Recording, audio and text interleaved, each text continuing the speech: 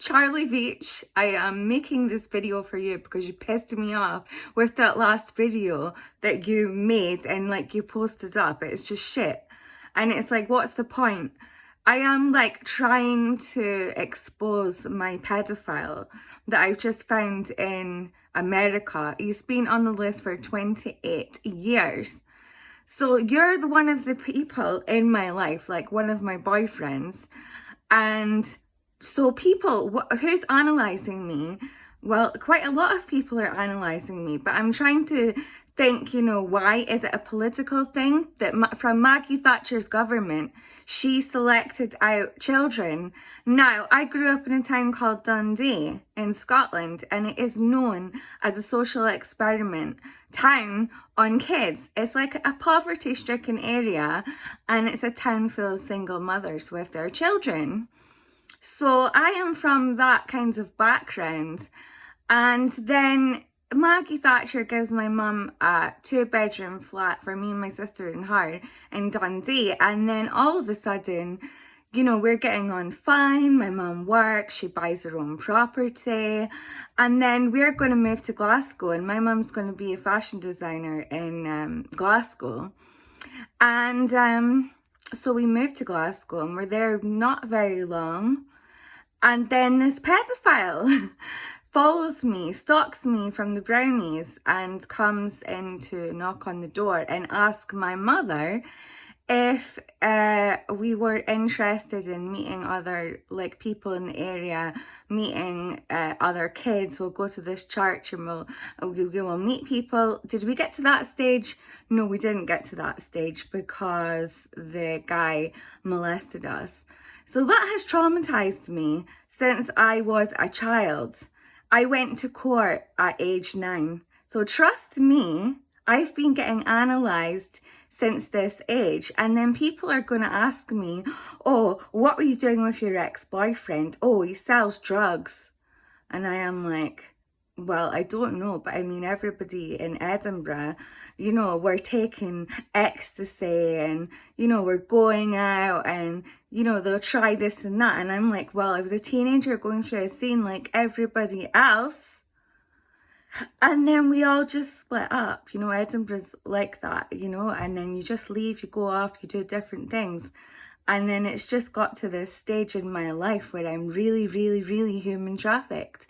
I mean, I have some freedom, yes, but not really. Not when you're trafficking me. They try to kick you down to homeless status so that they could either put you on heroin or they're going to make you feel suicidal. And then after that, they're going to isolate you from all your friends and your family. And then they plan to put you through the refuges. I mean, this is whether you're private or your council. You're going to get this, and it's like people are bidding on your organs. So to the highest bidder, and, people throughout your life that you've met, that have came into your life, they're like, oh, do you like this? Or what do you like? Or what horoscope are you? And it's like they want to match up with you, and they want you to be like them because they want to take your actual organs out. And my best friend Ryan did this in Edinburgh. He was a humanitarian like me, but he never told me that he had a hole in his heart. Well, actually, he told me that he needed to get a heart pacer, but he didn't explain anything to me. And I'd never heard of anything like this in my life. So he really has changed my life. And then, you don't really think about it in the West, about how serious this is. And then you work everything out and you have a complete and utter nervous breakdown. Now, who am I blaming? Sorry, my anger. I was on this pathway to find this paedophile my whole entire life, and I've just got to that point. But do you know how many bastards, do you know how many fucking cunts have actually came at me and took money from people to protect him?